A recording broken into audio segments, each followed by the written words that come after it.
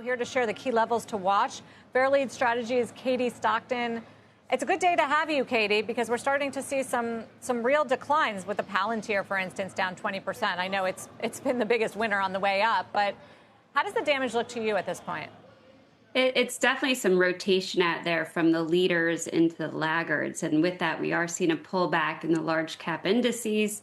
It's really just a several day pullback at best at this point. So it's hard to say whether this is the start of something more serious or not. But our bottom up work does show more intermediate term overbought downturns. That means on the weekly bar charts, we're seeing downturns that we haven't seen the likes of which in some time. So there is some sort of deterioration in the underlying. And now if we lose the support of the mega caps and these leaders like Palantir, well, that could be problematic, and it could put the market in a position to see that correctional sort of activity that it tends to this time of year. But what about the fact that much of the market is holding up well, and there's energy is up 1.25% today. It's defensives like staples, but it's also cyclicals like financials and materials and industrials. They're all working on a day like today. It is pretty interesting. If you look at the very short-term sector rotation, as we see the rotation out of technology primarily, it occurs to the benefit of really most other sectors, or at least other sectors that would be considered relatively oversold.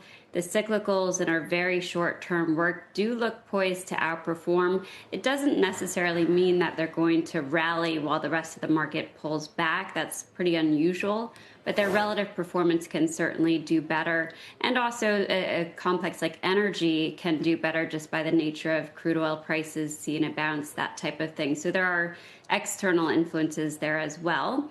But we feel that the loss of relative performance from technology is pretty meaningful and something that will stay with the market for a few weeks. Is there a level, NDX, NASDAQ 100, that where you would step in and buy?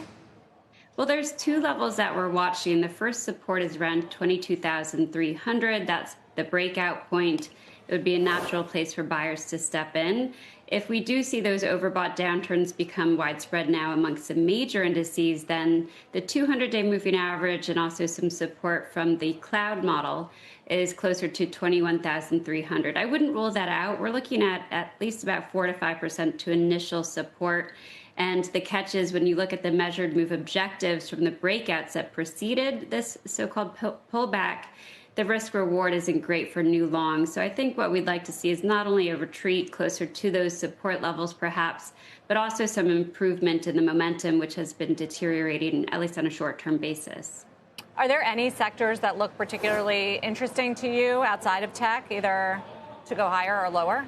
We are overweight currently utilities, which isn't always the most exciting sector necessarily.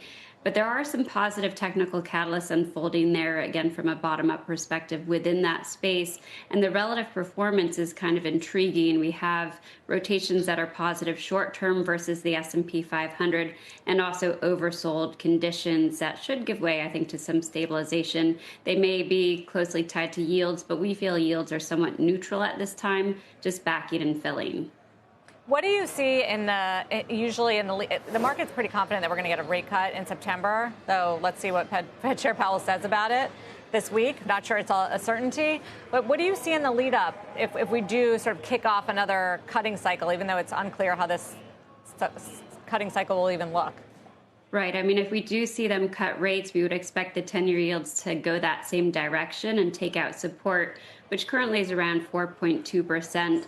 I would actually see that as a negative for the equity market potentially. If you just go back at the start of past Fed rate cut cycles, it tends to be more market negative than market positive, even if it's more positive for the economy. So we are watching that as well very closely. The range right now is about 4.2 to about 4.4 on yield, so a very tight range that we have at least very well-defined boundaries for.